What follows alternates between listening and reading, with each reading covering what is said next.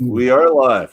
So welcome, Whiskey Brothers, or welcome back, Whiskey Brothers and Whiskey Sisters, to the third installment of the After Dram. And this week we have Canadian whiskey royalty Davin and Dr. Don, which you would have seen just previously. And we're just hanging out. We're enjoying each other's company. We're drinking more whiskey. We gave people a chance to pour other things in the bottle, which they'll have a chance to tell you if they want to. It might be a secret, so I might not say anything. But I am going to click on Yukon Dave. He's back. Hey, Yukon, we're already live, buddy. Yeah. What are you doing this time? Technology and old guys don't go along. What was the question? Let me see if I can do this. 2 Brewers 15. Oh, nice. I got to finish this bottle. You do. Yeah. Can't have a bottle with a little heel like that. That's embarrassing. Well, one of the guys from Scotland told me that they have a rule at their distillery that when it gets to a certain point, it gets finished. So I agree with it. Yeah. Here. Yeah. Otherwise, you end up with 100 bottles with that much in them because you never want to finish that last ounce. Well, I kind of panicked when he was talking about it. So I went home that night and all the little ends I have, I put them into smaller bottles so that it didn't get oxidized. Does anyone else do that? Just put them in little tasters? I just fill my bottles with nitrogen. I used to put them in little bottles, but when I get down to 200 mils, put them in a 200 mil bottle, but I just finish them now. I agree, Jason. It is a good rule. I put some in, but I couldn't stick with it. Because what I wanted to do, at one point I was thinking it would be beautiful if when I'm 65 and retired, had 1,000 itty bitty little tasters of different whiskeys throughout the years. And I was doing this for a while, and it's not that I lost the desire to do it. I lost the desire to want to keep it. I just wanted to finish it. And it's kind of an OCD thing with me. I start, I finish. So it was really hard to keep them in the bottles. And then at a Christmas, and it was 2 years ago, I just started bringing out my little bottles, and it was good. And we all enjoyed a large section of them all. So I kind of forgot that they're there, and every once in a while I find them in a drawer. Just hanging out. Yeah, well, and I tried to do it with my Millennium bottle as well. And I talked about that a couple weeks ago, where the nose is beautiful on this thing, but the palate is atrocious. So I gave up on that one too. So I do. It's something I like to bring out with friends. They smell this, you see, and like, yeah, that's great. And they see the list on the bottle of probably 35 or 40 bottles that I had. And there's some really nice bottles and single malts in there, and some single grains and older. It smells fantastic, but I wouldn't give it to anybody at any point in time to really, really say anything. So I did. Thanks. Can I get into the questions, or does someone have a question they want to ask? Because I have a question. Go ahead. I believe it's on page 66. Davin talks about the grain used, barley, wheat, being a small part of the flavor.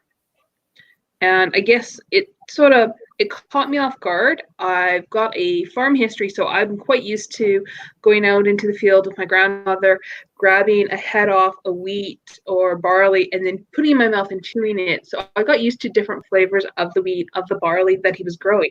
So when I started to get deeper into whiskey, the flavor of the grain really struck with me. So I'm surprised that you said it didn't have as much flavor as yeast did, or it doesn't have as much of that contributing flavor to that overall presentation.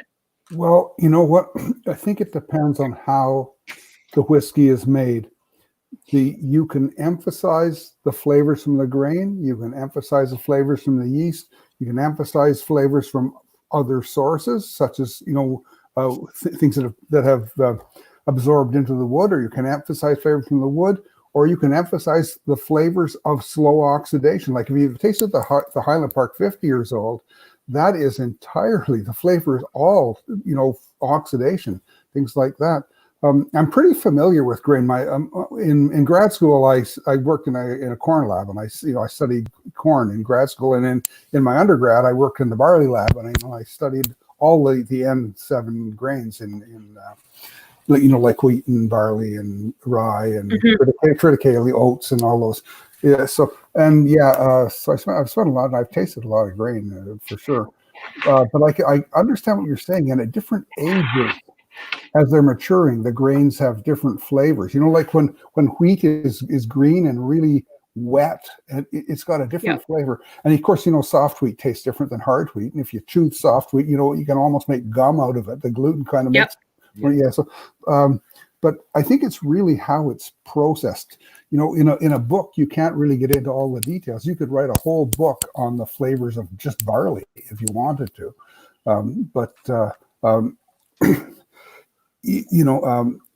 Generally speaking, I think that the yeast has the potential to contribute more congeners. But remember, that's the potential. It doesn't mean it does. That there's also some of the most impactful flavors come from congeners that are there in such small quantities that you can't even assay them. You can't even. Davin, I'll use the word to help you along here. The word potency. Potency is the word. There are some incredibly potent congeners that you cannot detect with a scientific instrument. I think what you need to do is you need to read that section of my book and then take it with a great big grain of salt because look at, if you take like Alberta Premium, I swear to God, you could not tell what kind of grain that was made out of if you just tasted it, and a good distiller like that can take corn, wheat, rye, or barley and make them all taste the same. And in fact, at Alberta Distillers, they buy grain as a commodity. So they might be using corn one week and they might be using wheat the next week, just depending which they get the best price on. And the whiskey tastes exactly the same. They go through 2 column stills. That's the traditional style of Canadian whiskey. And it was right around the 1850s, 1860s. And I could see Hiram Walker records. I could see Weiser's records.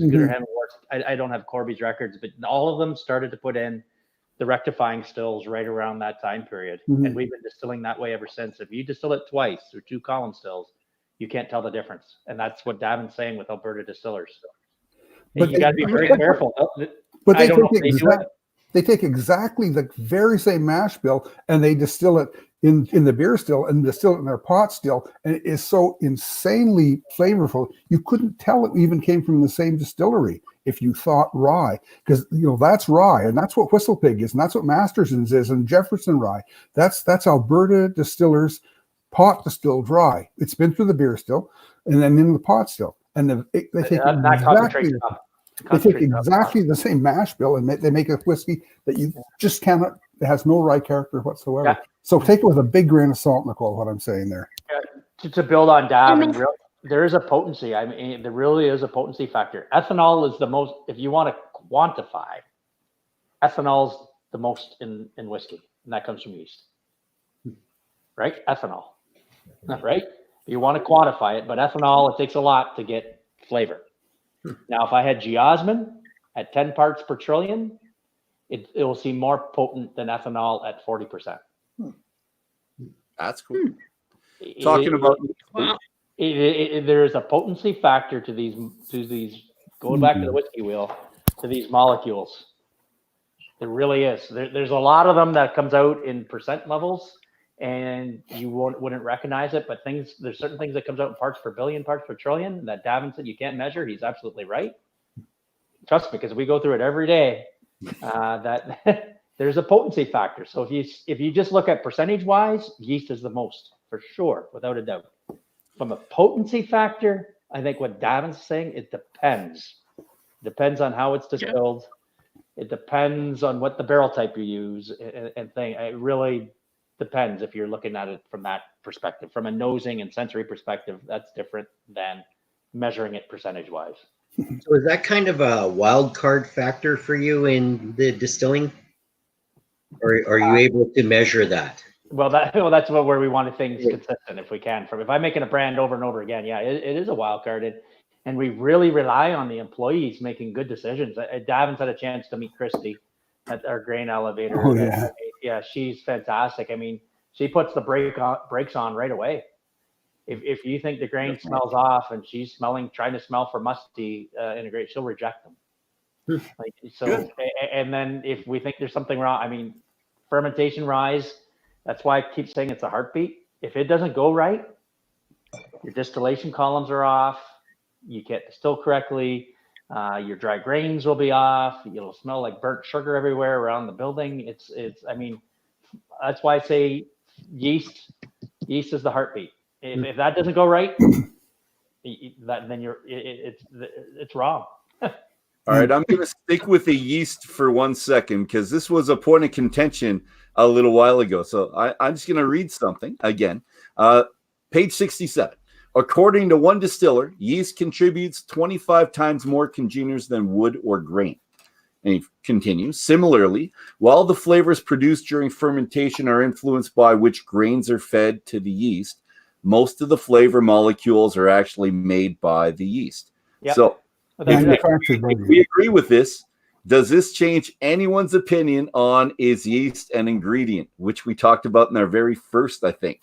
And Dave and I had a hard time wrapping our heads around this, and Davin likened yeast to the still and how they both had the major influence. So I'd like to know your opinion, Don, and anyone else's with this new information. Have we changed our opinions on yeast being an ingredient? Well, you know my opinion. It's the heartbeat. I can't say enough. Okay. We're brewers before we're distillers. I don't know what you told them, Davin, but that's what I said that yeast is not an ingredient. It is a processor. You put the yeast in, processing aid. It processes the sugar and creates all kinds of flavors, and then you take the yeast out again when you're distilling or when you're filtering. Yeah. If you look at it technically, that's how the European Union defines yeast, as a processing aid. Yeah, it's a process. Yeah. Processing aid. That's how they define yeast. But that doesn't say a processing aid can't be the heartbeat of what you're doing. It's absolutely the heartbeat. It's absolutely the heartbeat. Enzymes are processing aids. Things like that are processing aids, right? If you throw hops in, it's a processing aid, right? But hops, does hop oil make it through? Antimicrobial, right? Hop oil doesn't make it through the still, does it? The still's out at the bottom. Some will, but most of it will, because its boiling point is so high. But there'll be the odd one that'll get through, like limonene and stuff, because it's right around the boiling point. But most of it will get distilled out. Yeah. The hopped whiskey that you had, Don, previously, was the hops prior to distillation, or was that added after? It was dry hops, like a dry hop beer. Okay, someone else. Yeah. Okay. I don't know if you made some dry hop beer, Dave, but that's how exactly we made the whiskey. We did a whiskey that actually had hops, glacier hops, put right in the wash, and we've got one in the barrel somewhere that after the first distillation, we actually put it into the we've got a couple of experiments going on. It was funny. You find you get some bitterness though when you distill that? That was the big fear. I was with Bob Baxter down in Montana, and we went to one of the small distillers down there, and they got some hops they got an IPA from a different brewery, and they distilled it, and a lot of the locals said, "Man, what a crappy IPA, but what a good whiskey." So it was really, we weren't sure what was going to come through, and when I have the home brewers taste it, right away they go, "Oh, there's hops in here." Which distillery was that? In Headframe? No, it was down there in Big Fork. I can't remember the name of it now. Okay. Because I know those whiskey rockets they use at Headframe, they can, in one pass, they can have clean alcohol coming out of that thing. Well, and glacier hops aren't really a bittering hop. They're more aroma. Yeah, we use them in second, third, and we use them a lot in dry hopping. Yeah. So that would make sense then. It would be interesting to see if you threw some Cascade in the thing versus. Some stronger ones in there. Yeah, many years ago we did a homebrew thing where we over 2 weekends, we sampled 36 types of hops. We bought Coors Light, dry hop them, and then we 18 different beers we tried each weekend. And I think hops and whiskey goes well. I think when we did our hop, it was just too premature to what people are ready for. Yeah, I think there's some interesting flavors you can bring with hops, like you mentioned, a few hops there. They're awesome. I just don't think people are ready for it yet. So it's still on the back burner. You could still bring it back, right? Thinking. You could, yeah. That was really fabulous whiskey, Don. It was such a real innovation, you know. And yet you're ahead of the curve, Davin. Though that's the problem. Yeah. You know what? People do like having the unique things, and it was unique. And I search for uniqueness in my whiskey. So I thought it was fine, liked it, but I had a hard time convincing my friends of that, to tell you the truth. Yeah, and that's what we found is we wanted a mass sale, and I think it was more about a boutique whiskey, not a selling 100,000 cases. It was more about selling 1,000 cases, right? And it was just the wrong marketing with it. But not to say never will do it again, but I think hops and whiskey, I think there's an interesting potential there, but I just think it's just too ahead of the curve at the moment. Now, Davin was talking about a sixth flavor that we can possibly taste, or astringency. So I don't know if the hops kind of go with that in mind, Davin. Is that kind of on the same kind of? Do they go together? I wasn't thinking of that at all. I'm thinking of something like that. You know, the flavor of grape skins that you taste in that Gretzky No. 9 red cask. That's an astringent flavor. I'm thinking of things like tannins and things like that. But I have to be quite honest with you. I have not studied astringency enough to really answer that question. But I do know that some astringency, wherever it comes from, whether it comes from grape skins, whether it comes from seeds, or wherever, it does enhance the flavor. It's a little bit like kind of like salt in food. It makes your mouth more receptive to a greater range of flavors. But I haven't studied astringency to know enough about. So it's still more of a flavor than a feel. Yeah, I think beer people call it with their husks on the barley. I just know when I did the barley and did all the husks together, it gave an interesting bite. Whether that was astringency or not, I couldn't measure what it was. It wasn't right. I knew it wasn't right. Yeah. You know what? That's probably the best description of this bottle that I could say. It wasn't right. It wasn't right. And you know what? I can't tell you how much I enjoy that. I really like that. But it's quite distinct. It's a different kind of thing. But I can really taste the skins of the grape in that. And you know, when Josh told me when he's making that whiskey that he can't let the wine override the whiskey flavors.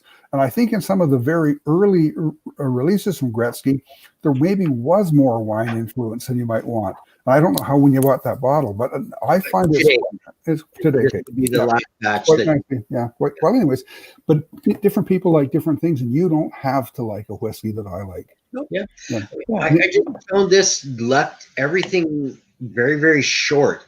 There's really so little on the nose, right down the palate had not, like even the flavor, like it just ended. Like there was a little bit of something there, and then all of a sudden there was nothing there. And it just, every point that I went through this, there just wasn't enough of anything for me to give it any kind of evaluation other than I wish I hadn't spent $35 on the bottle. Do yourself a favor. Yes. Put the cork on it and put it away in a dark place and leave it there for 2 months, because you told me you only had 2 Canadian whiskeys on your shelf until we started this series. This is true. There are a whole bunch of other Canadian whiskeys, and then go back and try it. And go back and forth and back and forth. And I tell you, you should have 2 whiskeys in a glass when you're doing this. The whiskey that should be in your other glass is Weiser's 18-year-old. Okay? I put the 2 of them side by side. Talk about contrast. Nicole, you had something you wanted to say?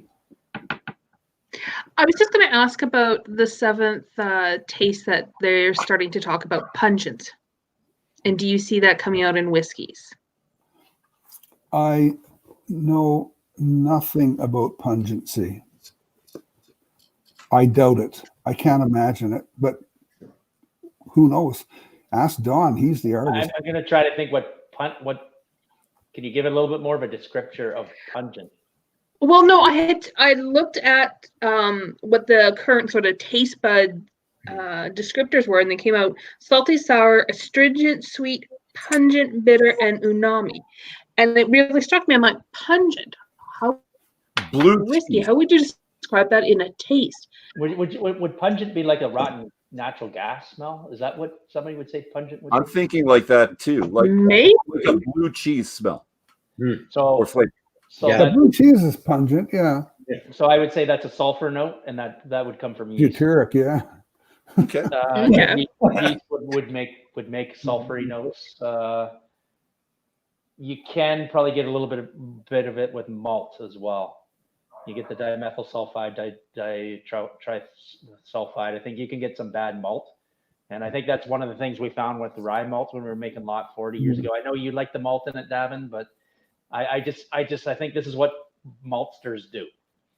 Maltsters will make their malt based on the specification of dimethyl sulfide. It happens in their process. And beer people, maybe Dave can jump in here in a second, but there is a spec on malt to have a low sulfur dimethyl sulfide level because it knows it gives a cauliflower, garlicky note to the beer. I think what maltsters do, they spec it, and when they're over the spec, that's distiller's malt. And the problem, well, no, I actually think this is what they do. The problem is when you distill, you actually concentrate it up. It makes it even worse, the problem.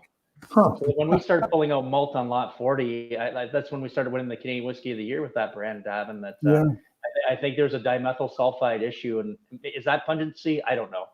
But that may be it. And it can come in from malt, and certainly yeast will make it as well. If you have a fermenter sitting around and the yeast is stressed out, yeast can make more sulfur. I don't know if it's pungent. I don't call it a pungent as a type of. I don't know if I'd add that on, but that's I think we're blue. Dave, I don't know if you have any experience with that with malt or not. You know, the only time I ever get sulfur is when I was playing with the still. Yeah, concentrating it up. Yeah. Yeah. I remember because it reminded me of going to camp as a kid because the water was always cold and it smelled like rotten eggs. Yeah. Sulfur. It could happen. Cheap camp. Yeah. And the other thing, Nicole, is we will put sacrificial copper inside of our stills, and it looks like a brill pad, like the SOS pads. We'll put it at the top of the still, and about every 6 months they change them. And I've been there a few times when they're changing them, and it just stinks. It absolutely stinks, and sacrificial copper will pull a lot of that. So if you're getting it in your whiskey, that could be a point that their copper contact or distillation is too quick. Right, you're not getting enough of the reflux. Yeah. Not enough surface contact. Yeah, it can happen. Very cool. Let's go on. Davin, you talked about this before, but you didn't mention the word that I was hoping to see, or the sensory specific satiety. So satiety? Satiate? Help me out, Davin. Sensory specific satiety, yes. Thank you. Okay. So I was going to say, I really liked Davin's analogy about the meal where you can't eat another bite, although you love the meal. And it's because of sensory specific satiety. Yeah, by golly. Oh, thank you, sir. And I'm wondering what else, because we'll talk about the two. And Davin, you already talked about this. Don talked about smelling in the armpit. Is there something else that other people do to kind of cleanse the palate, bring you back to where you could actually smell and enjoy something again when you've had too much? Well, that's a different thing. That's olfactory fatigue. Yeah. So you smell your arm like that, or you can smell coffee beans, or you can smell water, a glass of water, something like that. Smell something distinctly different. It's great to smell your arm because you're smelling yourself, which really has no smell to you. But that's for olfactory fatigue. That's a different thing. That's when you've just kind of worn out your nose because the way your nose is developed, you smell new smells much more easily than ones that are familiar, and that's because that sense is there in part to protect you when you smell something that's unusual. and you know immediately to pay attention to it. You know, in nature, in the wild. So you know, you smell things, and once you're familiar with that smell, it kind of goes into the background. I tell you, I did a tasting once in Stratford, and I followed a chef who had made a curry meal. The room smelled so much like curry, it was unbelievable. And we sat in that room for just a few minutes, and the curry just went away. It was still there for anyone new walking into the room, but everybody was just smelling the whiskey. That's the same thing. That's olfactory fatigue. When you're talking about being satiated with a certain thing, it means like you just don't want any more of it. Yeah. But that doesn't mean that you can't then go to something else. I'll give you a new word, Dolph. It's called sessionability. Sessionability. And please describe use it all the time. Sounds like a beer term. Yeah. Yeah, it is absolutely a beer term. What would sessionability mean to you, Dave? Easy drinking, lower alcohol. Yeah. How many can you have in a row? What's that? Well, when you look up session ales, they're technically around 4% alcohol. So you can sit around with your friends and drink a whole bunch of them. Yeah, we use that word all the time when we're making stuff. How sessionable is it? Can you have one, or can you have two? Can you have three? Can you have four? How many Smirnoff Ices can you drink in a row? I can't have one. Too sweet. Yeah, but that's things we talk about. How many of this can you have in a row? How many Lafroigs can you have versus how many of the lighter style whiskeys can you have in a row? Yeah. That's the sessionability is something we discuss when we're doing product development.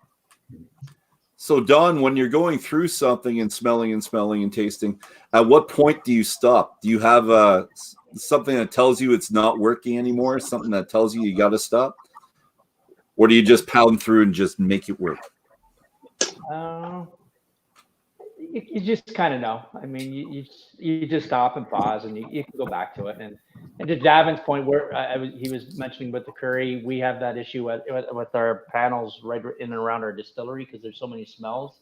Mm-hmm. We actually have to move our panel over to our blending department where there's a lot less odor because you get desensitized to lots of things in the background. So, I mean, I think everybody knows their limits. I've gotten fatigued before all the time. I mean, but you come back and you revisit. I mean, that's what you do. Mm-hmm. Now, you said the smell of the corner of your arm, and Nick and I often have the little coffee pods if we're at a tasting. Yeah, and you're going through 6 or 7. We do the coffee pods. And the other thing we did do in the past, and Davin said this is a no-no, was the dark chocolate. We chomp on a piece of dark chocolate to kind of erase everything and kind of reset. And Davin, you didn't like that because you said it kills our palate, right? I think you have a wonderful experience, a really, truly wonderful gustatory experience is take a milk chocolate and Jack Daniels. They go together beautifully. But if you want to enjoy the whiskey, chocolate erases your palate. And if you look at your tongue 5 minutes after you've eaten chocolate, and there's still masses of chocolate there, and it's there, and it's really changing the flavor of the whiskey you're tasting.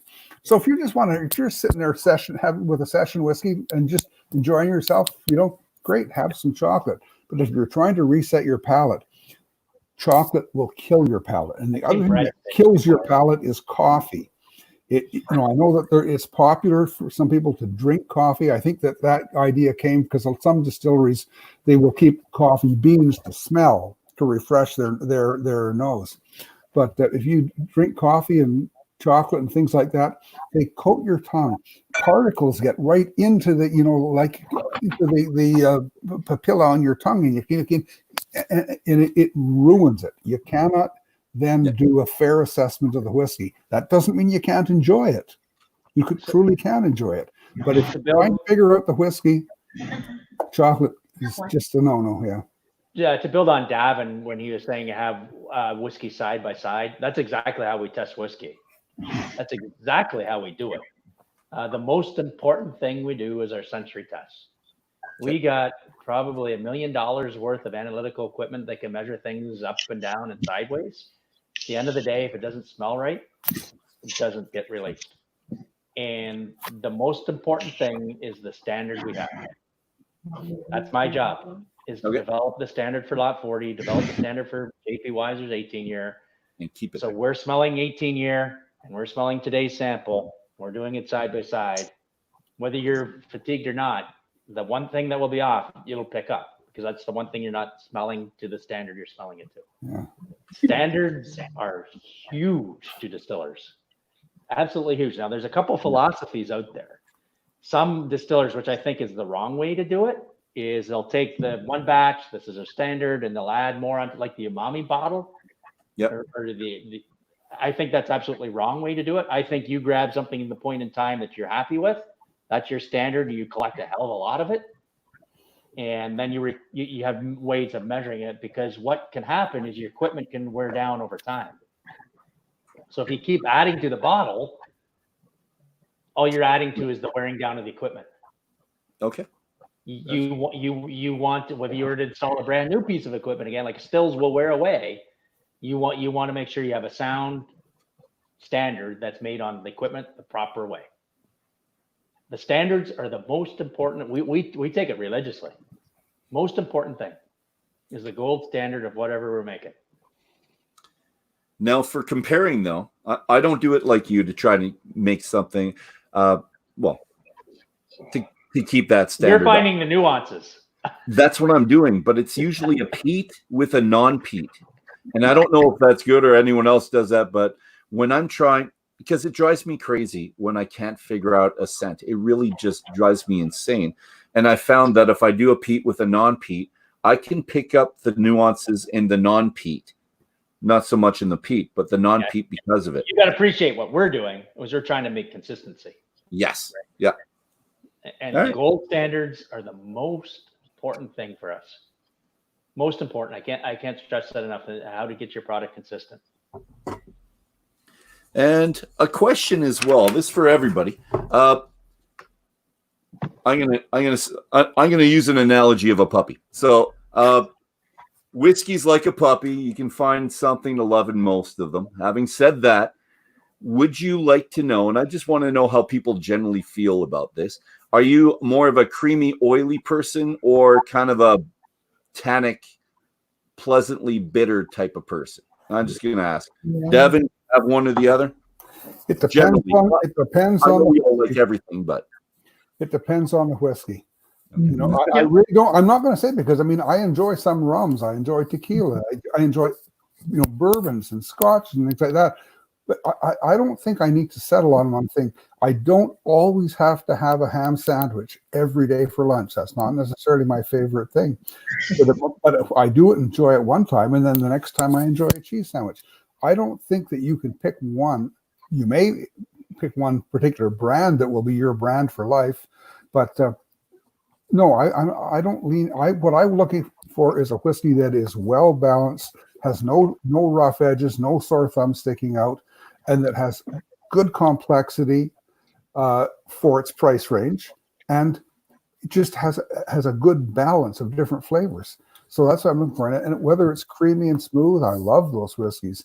But I also like some of the ones with a nice bite to them, like a red wine or something like that. So I'm going to just say that I don't understand the question. Okay. Well, that's me. For whiskey, I'm an oily, smooth. I love the mouthfeel. When it's my wine, I love my wine like a Chateauneuf-du-Pape, which is, I love the tannin. I love a wine that's been in oak for a while and it hasn't taken over the wine, but that I do like. But with whiskey, I'm kind of an oily kind of guy. I'm a greasy kind of guy. So anyone else out there, kind of maybe one of the other? Kent, I'm going to pick on you. I haven't heard from you for a little while. Yeah, I've just been sitting back enjoying it. Honestly, it comes down to my day. How do I feel that day is what I really gravitate to. I do tend to a little bit more to the oily side of things, but again, depending on my mood, sometimes I like something a little bit lighter or a little bit more crunchy, something that I can chew on. Some days I want something simple. Very well said. Yeah, I'll go next. I Yep. I relate this all back to beer. So I like bigger, full-bodied beers like stouts and porters and that kind of stuff. Yeah. And so I like a oilier, a heavier mouthfeel.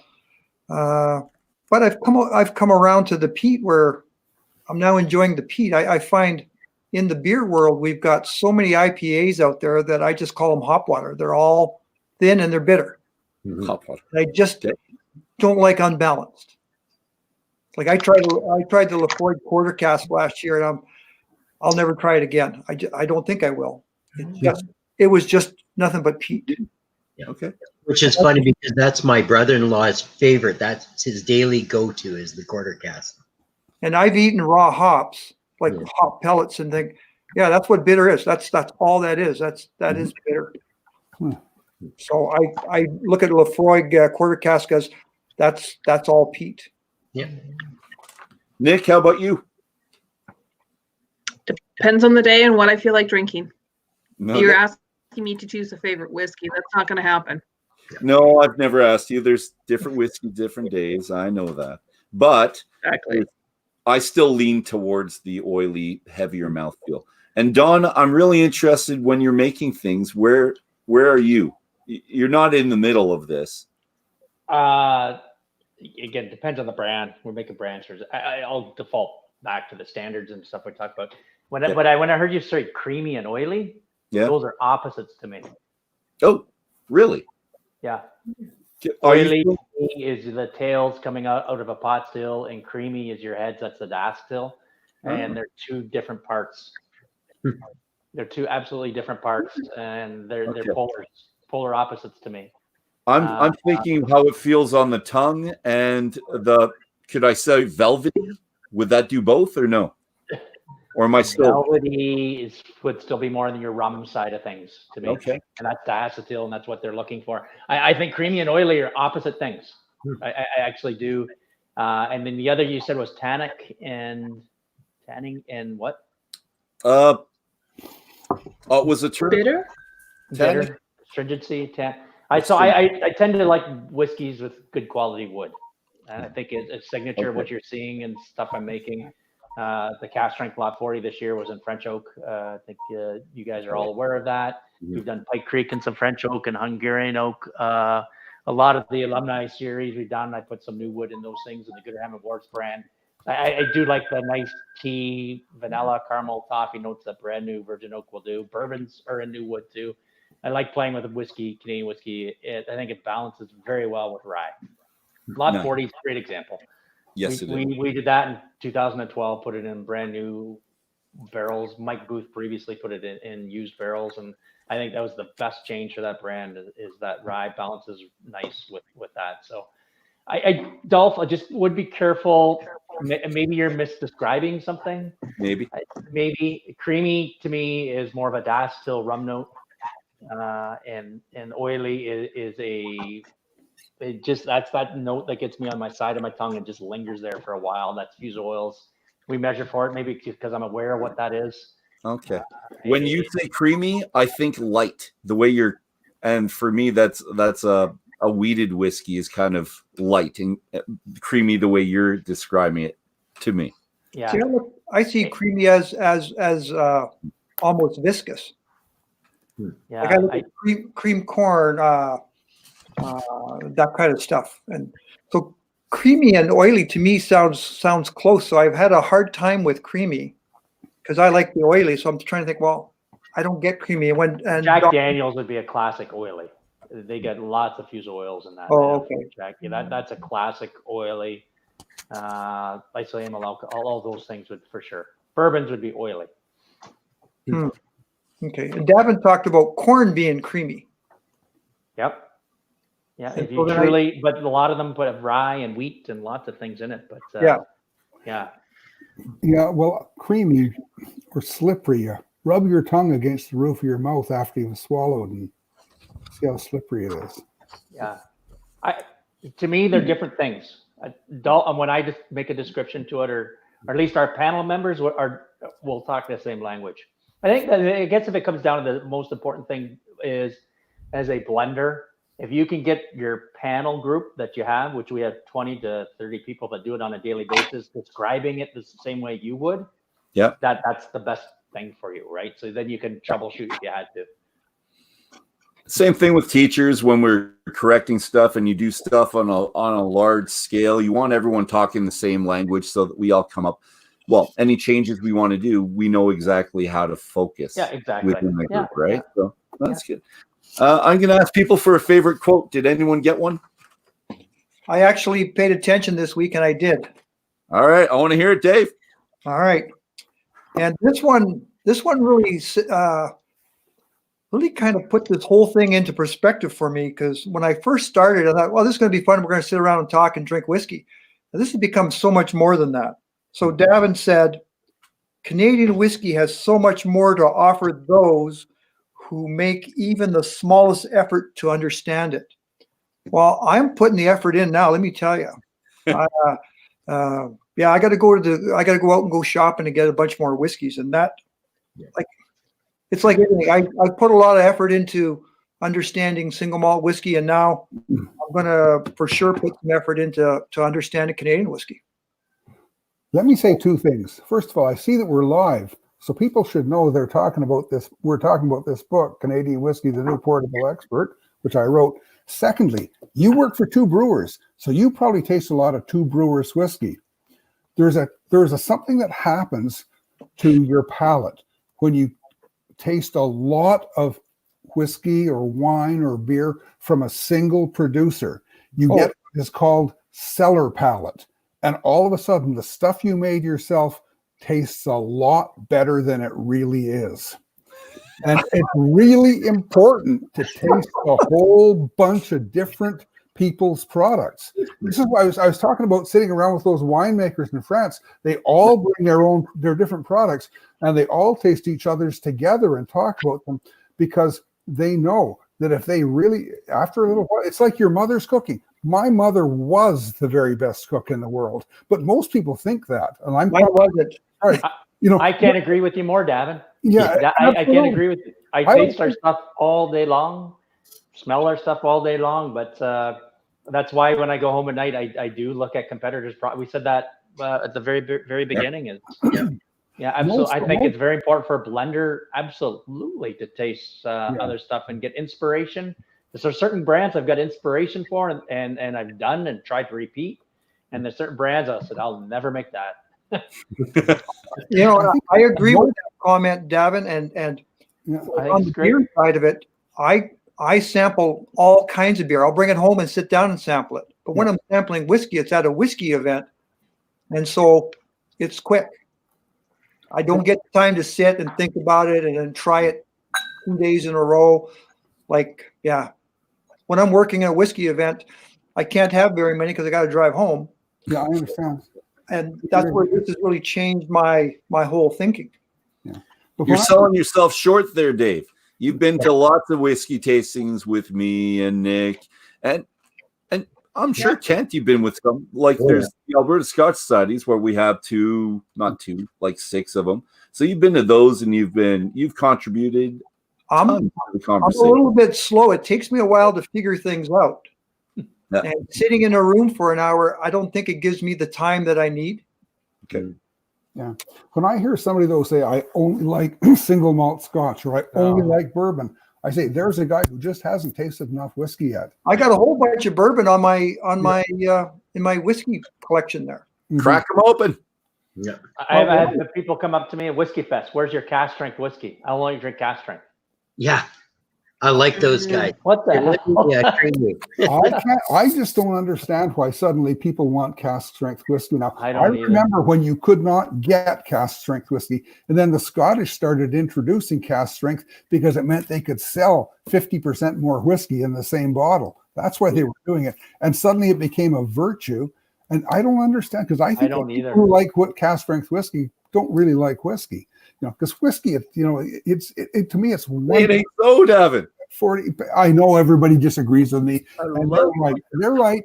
But what's the first thing you do? I remember when I went to Glenora Distillery, I was tasting this Battle of the Glen, 15-year-old. was really enjoying it.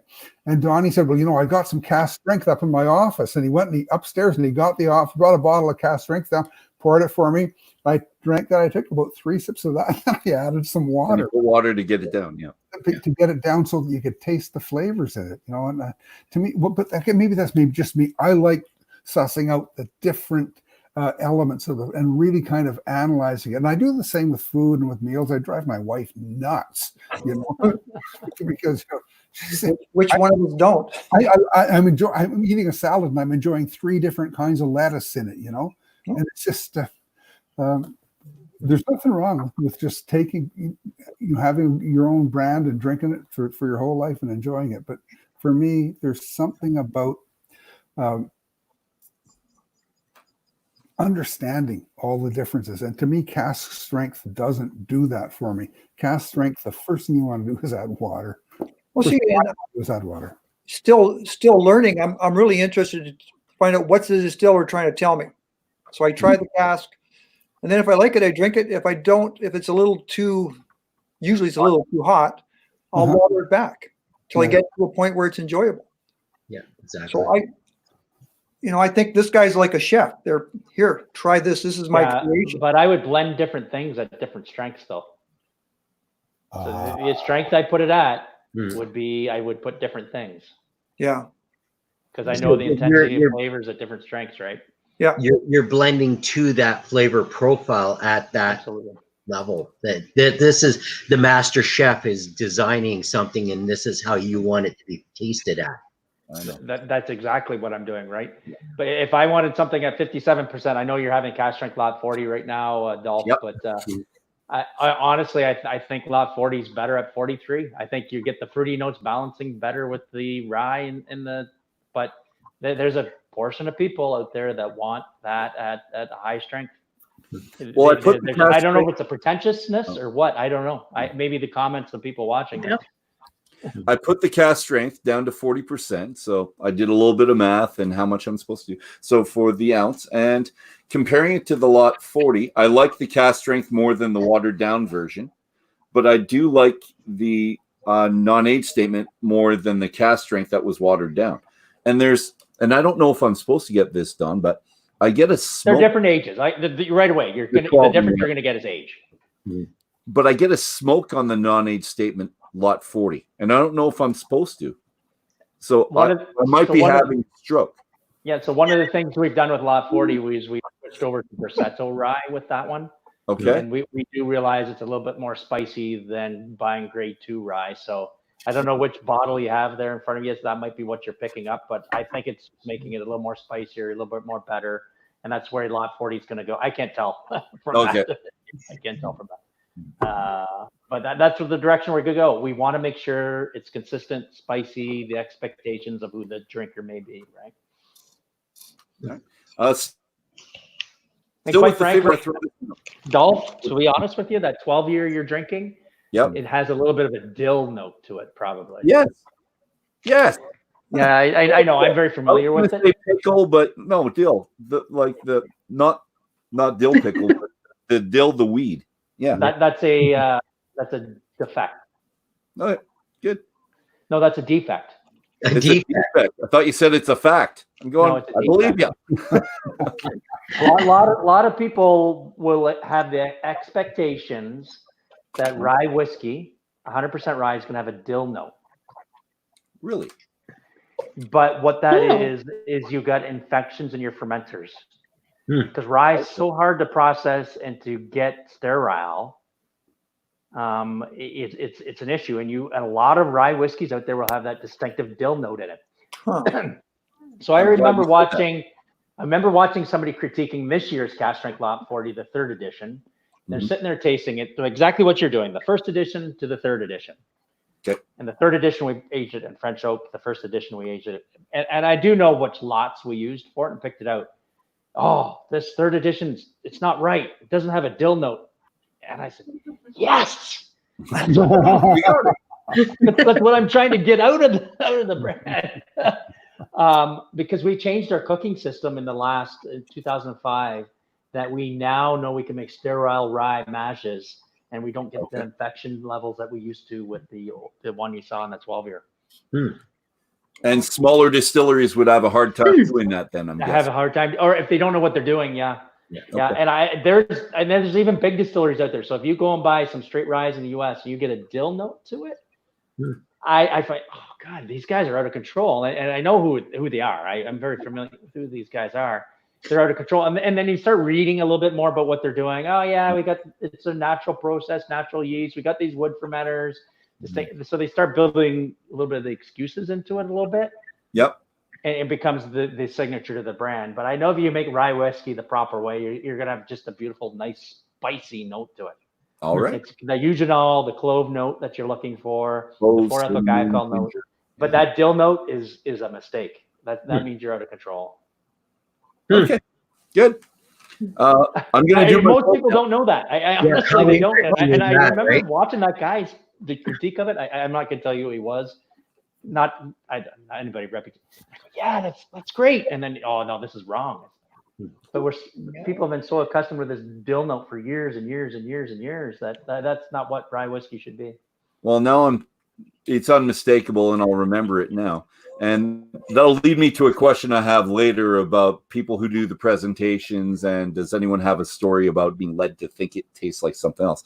But I want to do my quote because I really like this quote, and it came kind of out of the blue from Davin. I didn't see it coming. It made me laugh. So, if your booze hound father-in-law is on his way over and you fear your most precious bottles, take the worst bottle of Scotch you can find and place it in the refrigerator. The cold will disguise most of the harshness along with most of the flavor, of course. So I really like that quote. It made me laugh out loud when I read it, and I look for things like that. So thank you very much, Davin, for that. I liked it. Anyone else have another quote they liked? Thanks for just stealing mine. Oh, buddy. Sorry. I have an aunt that is the booze hound, and typically Christmas we pull out whatever we don't want to drink and give it to her, and she will finish it for us. Good. Yeah, everyone needs an aunt like that. They're lovely people. Oh, she's awesome. A little hard on the liquor budget when she when it goes back too quick. Sorry, Nick. I think for me, it really sums up what I say a lot about whiskey, and I like hearing it from others, is after all, you only have one person to please, yourself. Mm-hmm. Yep. And that's really important. I think a lot of people get caught up. We said this, I think, last week. They follow people on Instagram and they go, oh, this whiskey because this Instagrammer said it was amazing, or they said this was awful, I should never buy it. You don't buy whiskey based on somebody else's taste buds, or and you drink it based on what you enjoy. And if you love it one way, drink it. That's the question I asked Davin when I had him on my Instagram live for one. It says, where do you see writing going? Because you're seeing all these bloggers and etc. people out there. How do you see it in the next 5 years? I don't know if you want to talk about it, Davin, what your answer was to that. But well, we see a lot of people out there who aren't going to be around in a few years. Yeah. There's a test I have to tell if somebody's a serious writer or not. There are 3 words you look for in their writing, and if they're there quite frequently, you know the guy's going to be gone in a couple of years. Those words are I, me, and my. Because if people are writing about themselves, people soon are going to lose interest in them. If they're writing about the subject, then people will come to get their knowledge from them. But I think that writing. Everybody thinks they're a good writer. Everybody does. They've been to school. They've got A's on their essays. Yeah, I agree with Bert. But I read a lot of manuscripts that as an editor, and there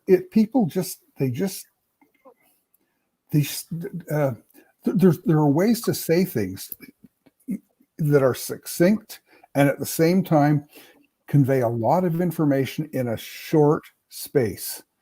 And most people, the biggest problem you have with somebody's manuscript is that it's always way too long. People don't want a great big to read a great big long essay. If you want to really read writing and understand who's going to be a writer, just say, could this appear in the Atlantic? Could this appear in the New Yorker? Because those people, they have to make every word and every sentence count, and if they've got a page and that's all they're allowed to fill, and they have to tell a whole story. Well, when you're reading somebody's stuff, say, could this appear in a magazine like that? And, if it can't, they're going to be gone. And as I was saying to Don, the half-life of a whiskey blogger, writer, aficionado, whatever, we used to say it's 5 years, because 5 years from now, half of them won't be around. That means there are 6 of us here. 3 of us will be gone in 5 years. Hey, I don't write anything. Pardon me? I don't write a thing. Okay. There are 5 of us here. I'll be drinking my whiskey. I'm good.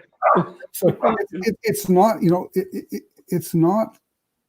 it's something you have to work at every day, not just a little bit, but consciously and for hours. And you have to draft and redraft and edit and change and go back. And I don't know if I've ever published a story that said the same thing it did when I started. And certainly my book evolved significantly. And the new book, the new one, I mean, that's the 4th draft.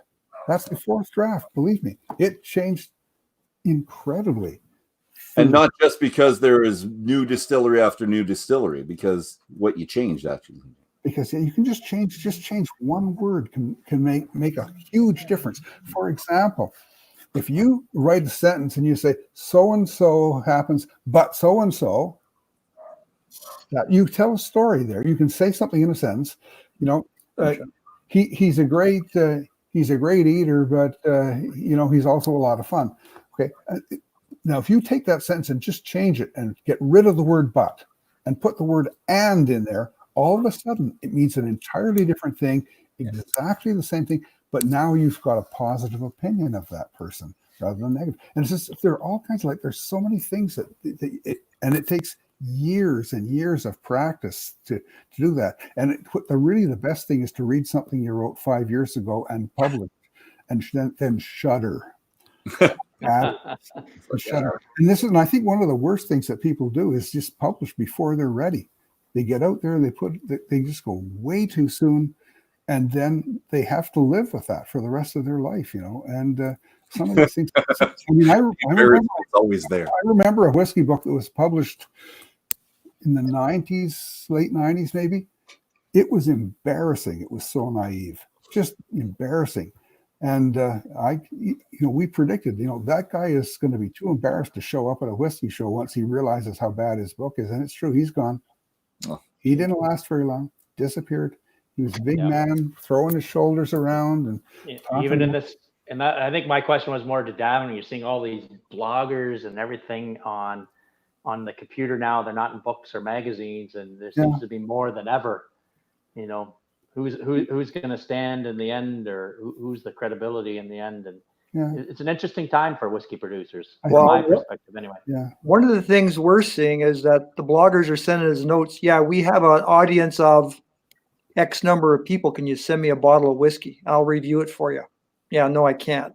I don't say that to them, but we just, Yep. No, we get the same, Dave. We get the same for sure. Yeah, it's just amazing. One of the problems I had when I was writing that book is there were so many bloggers writing to all these distilleries looking for information, photos, samples, and things like that. I just kind of got lost in the shuffle, because these new distillers they don't have a PR person to do that kind of thing, and they just have to do their mail, and it makes it difficult.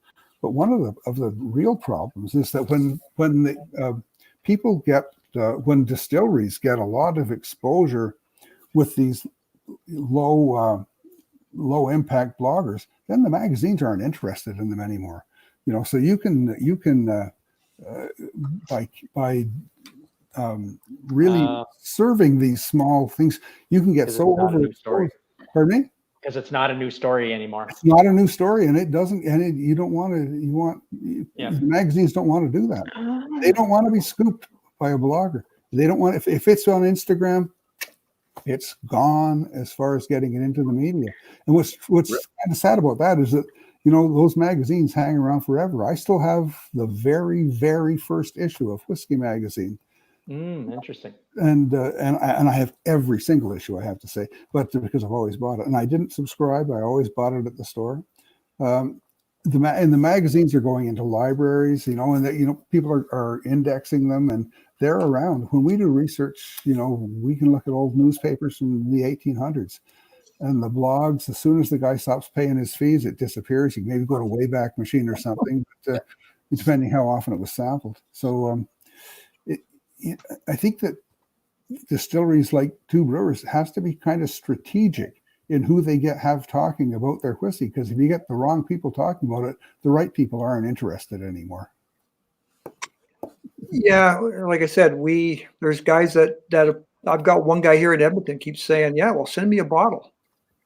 We always chit chat, but the bottle never ever gets sent. So yeah, send little bottles. I do ask him for bottles all the time. Send little bottles. I much prefer to get a small bottle.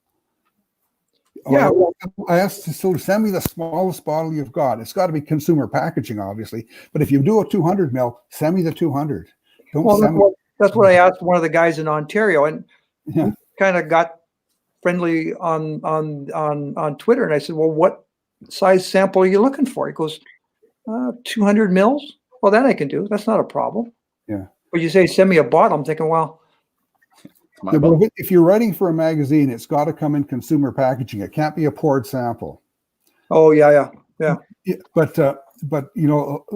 for some of these big brands, they make small bottles as well, and it takes up less space. And honestly, you drink about that much. See how much is there? You drink about that much of it, and the rest of it sits on your shelf until you serve it, or pour it at a whiskey show or something like that.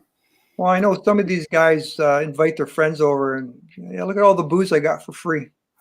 I mean, that's just my opinion of. Yeah, that was Ian Buxton and I were talking about that. We did this Whiskey Cast Live last week, and the small samples, as long as it's the same thing that they're selling to the consumer, those small samples are quite adequate, because you just don't want so much whiskey on your second floor that the floor collapses, which is quite possible.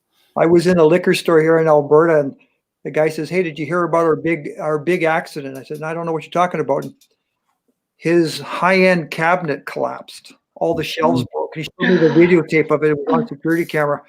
He had a 50-year-old bottle of some single malt that he bought many years ago. It didn't break, but the label got soaked, and he couldn't sell it. I said, "Good, let's break it open. I'm dying to try it." He says, "Well, the insurance guys haven't written it off yet," but he lost $25,000 at his cost of whiskey. Oh my God! Yeah. Oh. And I saw they had it all on video. The shelves just dropped, and then they just fell in, and everything flew out. Oh my God! That's so sad. That's a very, very sad. That hurt. So put all your stuff on the floor. Yeah. All right. Our time's coming to an end, but I do want to ask one last thing. So, opened up to anybody.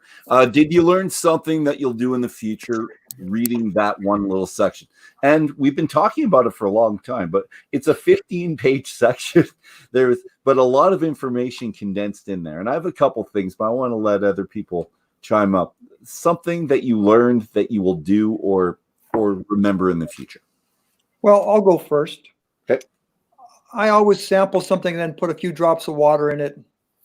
But now I'm basically trying to bring it back to 23 to 25%. And I'm going to do that all the time. Like, that was today's experiment, was to take this whiskey I didn't really care for and to dilute it back. And now that it's diluted back to somewhere around 25, I actually like it better than where I started. Yeah, there's a paper out there that says 23% is where it opens up. 23 is the actual number. Yeah. Okay. So 3 drops in an 1.5 ounce sample doesn't do the math's not right. It helps though.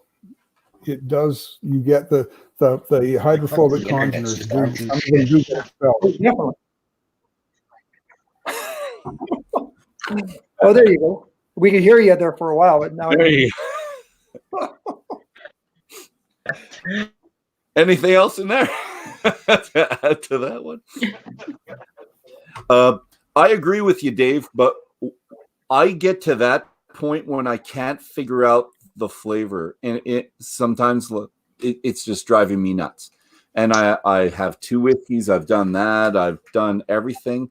And that's when I'll bring it down to probably, 50-50. So let's say 40% going down to 20 or 46 to 23 either. That's when I can taste it, but I don't know if I enjoy it at that point anymore because I don't I really finish it at that point. I understand what the flavor is I was missing, and then I've kind of hit my goal, but I don't really appreciate it afterwards. For the sample I had, the finish was all hot, and I don't care for that. When I cut it back, roughly just under 50% water, I got more of a mouth coating feel and a softer finish. Okay. So using those as the criteria, I enjoyed it a lot more. Good stuff. Nick, do you have something that you learned from those 15 pages that you'll bring in the future? You know what? For me, it's trying more Canadian. I think I've always been a bit shy because we have a preconceived notion of what Canadian whiskey is growing up. Mm-hmm. And it's pushing myself outside my comfort box and going, I need to pick up more. I need to be opening these bottles and seeing the diversity of Canadian whiskeys. Perfect. I agree with Nick. Well, I talked to a whiskey importer in San Francisco, and I told him from Canada, he goes, I hate Canadian whiskey. So I was talking to Bob Baxter at the brewery, and I told him that comment. He says, have that guy talk to Davin, he said. I'll find one for him. Oh, there's so many out there. Leave your glass out overnight. Don't wash your glass. Oh, that's my next. Okay. Oh, yeah. Go ahead. That's on page 80. So I was going to quote you, Davin. Okay, do it. Leave the glasses out overnight and make notes next morning on any residual aromas. So this gave me license to both drink more stuff and to be a little bit more of a pig at home. So I thought that was fantastic. Thank you, Davin. But I have one more. But I'll let Kent do it. Kent, do you have anything else to add to that? Just to that last note, last night we brought our glasses in. We were out sitting around the fire pit last night. So everything we were drinking last night today just outright smelled like smoke. It was quite an interesting nose feel.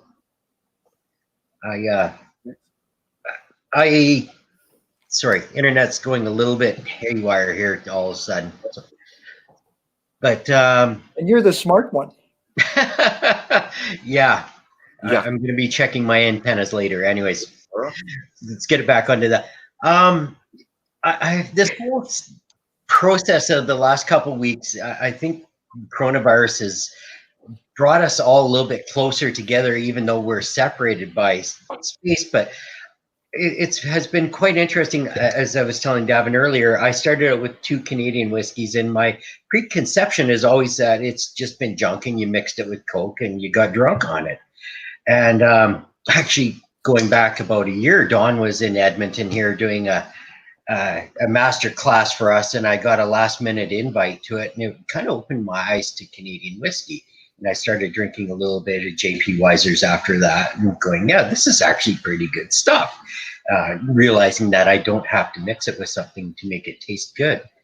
And then again, Dolph says, hey, you know what? I've got this book, and we really need to read this book.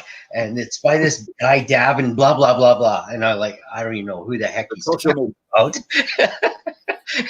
And, and we start on this nice little, there's the book. Yeah, we start on this cool little Canadian whiskey journey. And I realized all these years I've been just drawn to Scotch whiskeys and the flavor profiles that I quite enjoy. And now I'm looking back going, right in our own backyards, we have such amazing flavors and tastes that I've always been under this cloud of a misconception of just being garbage whiskeys. And so I hope this video gets out to a lot of people and they start looking in our own backyard for something a little bit better. Kent, you're typical Canadian. You don't realize the stuff is good until it's successful in another country. Yeah. Exactly. Yeah, exactly. Roots. I was in a liquor store one day, and one of our international rum manufacturers come in, and he tells the staff, he says, "You can't tell me that any of these whiskey guys can taste any other flavors in these whiskeys. They have to put Coke in it or they don't know what they're talking about." And I looked at him, I thought, yeah, the fight's going to be on if I say something. So I just left it alone until he left. And I told the staff, for his product, he's exactly right. It's best with Coke in it. There you go. We're done. Don't sell yourself short. As Canadians, we make excellent products here. We always want to look elsewhere to other countries. We think but Canadians, we make great stuff. I mean, and now more than ever, I think in this time, support Canadian businesses and what you're doing inside of the country. And we do make great quality stuff. Davin, you do a great job every year at the Whisky Awards, and there's fantastic whiskeys. What'd you say? There's 113 entrants, and it's going up every year. It's a fantastic diversity. And to Nicole, I use that word all the time for Canadian whiskey. And I'll end on this for me. I said diversity is exactly what Canadian whiskey is, and it matches us as a nation. Nice. Yes. Excellent words. And excellent final words. Davin. That's cool. I don't want to exclude you, but it was about your book and what we learned about your book. So it's kind of hard for you to actually pipe into this. But is there something you'd like to add as final notes? I'll send it to you and Don to finish it off, and I'll say my couple minutes at the end. That's the book we're talking about, Canadian Whiskey, The New Portable Expert. This is my new book, just been released. The Definitive Guide to Canadian Distilleries. This is a tour book, 200 distilleries in profile, 253 distilleries altogether. Do some armchair traveling with that book, and maybe even buy a few bottles and do some armchair traveling and taste their spirits as well. After we're out of COVID, that is my my travel map for probably next year's vacation time. Yeah, we talked about that last week. We talked about the Canadian Trail or some type of Canadian Trail that we can create with the book. I think that'd be a great idea, and I need to be the guy to do it so that I can go on all the tours for free. The Klondike Trail, something. Well, I figure out some angle, so I'm right in the middle of it for free. Anyway, we're good. I've got to thank everyone. Don, any final words? Your last words there were really nice. So I always finish on that. The Canadian whiskey is the most diverse, most innovative, creative, adaptable style whiskey there is. All we have to do is be a made of grain, fermented, aged, and distilled in Canada, aged in a wooden barrel of less than 700 liters for a minimum of 3 years, and a minimum of 40% alcohol. They don't tell me I have to use a mash bill. Okay. And if I want, they don't tell me how to distill it. Column still, pot still. They don't tell me the barrel type I have to use. That makes Canadian whiskey diverse. Isn't that Canada? It is Canada. And we have to be our own supporters in these things. Yeah, promote ourselves. We got to champion ourselves. And I always say is if anyone wants to know more about the brands Pike Creek, Lot 40, Gooderham and Warts, or JP Wiser's, you can follow me at CDN Whiskey Doc. If you want to see the life of a master blender, I kind of map my story and what I do. I know most of you follow me already. It's interesting, the things I get to see and get to do. It certainly encouraged me, and I'm pretty active on social media, as you all know. Yeah. So I even talk about new releases or new things or what we're working on. I'm not shy about it. And the last thing I'll say is if anybody out there wants to learn how to blend whiskey, you can go to jpwiserstour.ca. I do a blending 101. It's not a traveling roadshow. You got to visit me. You got to come to Windsor, Ontario. For $100, you get to make your own whiskey. And I line up about 240 different bottles of different things that I'm working on. It's a blast. Nobody's never made a recipe. Davin's been about 4 times. He's made his own whiskey. It's different every time. And I encourage you, once we get out of this isolation crisis, we'll get them back up and starting again. But for $100, you get to learn how to blend whiskey. How cool is that? And that's JP Weiser. Cool. And I begged him on Instagram, not Instagram, on Twitter. This was last year. Begged him to come out west, and a lot of people responded, "Yeah, come out west." It's just no, I won't do it. Logistically, it's just how could you, right? It's insane. It's insane. I know Davin's had a chance to do it. It's a great lot of fun, and certainly come visit me, and if you want to know about our brands, for sure. I want to thank you guys for having me tonight too. It's a pleasure having you. Yeah, that's our pleasure. It was an absolute pleasure. So thank you. A quick question for you, Don. Has anybody ever blended something that you went, oh, this is really actually quite good? And have you gone on to mass produce it or even limit produce? I save every recipe. Yes, there are some things I said, shit, I've never thought I'd put those two together. And it turned out quite well. And I've steered one of the LNHL alumni to put it in their brands. No. And it was a guy from Germany that did it. I said, oh, this is it. I never ever thought of putting, and it ended up quite interesting. So that's the fun. That's the fun of blending. And that, to be honest with you, the combinations you put together. Yeah. So Don, when you do the blending 101, how much do we get to take home? Nothing. Oh. You have to drink it all. In your belly. In your belly. I'm trying to connect with me off air. I'll hook you up. Yeah, obvious about that. But for the general consumer, I mean, it's one of the issues we're trying to address with the LCBO right now, because they want their tax dollars and they want to make sure what they're doing is safe, right? Mm-hmm. So we're trying to get through that, and we're trying to say, you know, Canadian whiskey, here's an opportunity, and they're aware of it. I've met with them, and hopefully we can, at some point, you get to take your sample home with the price of what you're doing. But we got to work on it. It's a new thing. It's really new, brand new. Yeah. So they got to change some of the regulatory. The government doesn't like new stuff. No. It takes time to. Yeah, you're right. It takes time to change. They're willing to change. You just got to make sure we do it in a safe manner. Well, it means somebody has to do some work. Yeah. We'll get there. I'm confident we'll get there at some point. I see a lot of, at this moment, you don't. I see a lot of distilleries that you can come in and go through the cask, then fill your own bottle and take that home with you. You're allowed so much for R&D, but I mean, but that's not in Canada. That's in the States. I see it in Scotland. Yeah, Scotland's different. I know they have those things. That's one of the things I've addressed with the LCBO. They're doing this in Scotland.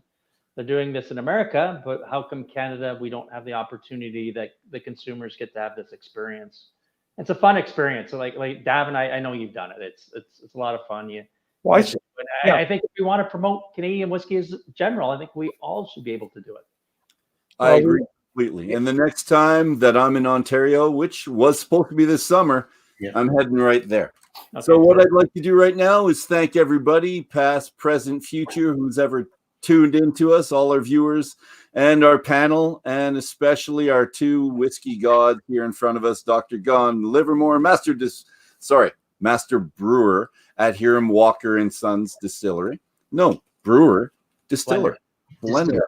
I mean, he's a little bit of both, actually. I'm really sorry. And Dr. Davin, not Davin, Dr. Davin. We'll call you Dr. Davin. Davin de Kergommeaux, with my French accent, I'm sorry. De Kergommeaux. It's a French name. We'll see you next week as we talk about section 4, which is, I just want to get it in front of me, a concise history of Canadian whiskey. And on chapter 12, a very important chapter, it's Gooderham and Worts. So that's in there. So, Don, we'll invite you back. Anytime you want to come back, you're invited back. But next week works really well, if you could possibly. And we're hugging. Dad, it's always a pleasure, kind sir. I learned so much. And it's the book, and it's talking to you. It's the whole thing. It's the whole experience. Not just the taste, it's the aroma. I can't smell you on smell-o-vision, but you know what? I'm getting the whole thing with you here, and I'm really enjoying it. So, ladies and gentlemen, sorry.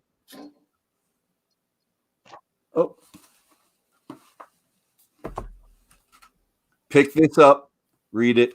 It's got beautiful pictures. Do it. And you can't see it. Whiskey Dave of Two Birds in there. Kent, he's going to buy a whole bunch more in here. Nick and I will enjoy many of them, and we'll see them a lot at our tasting sometime in the future.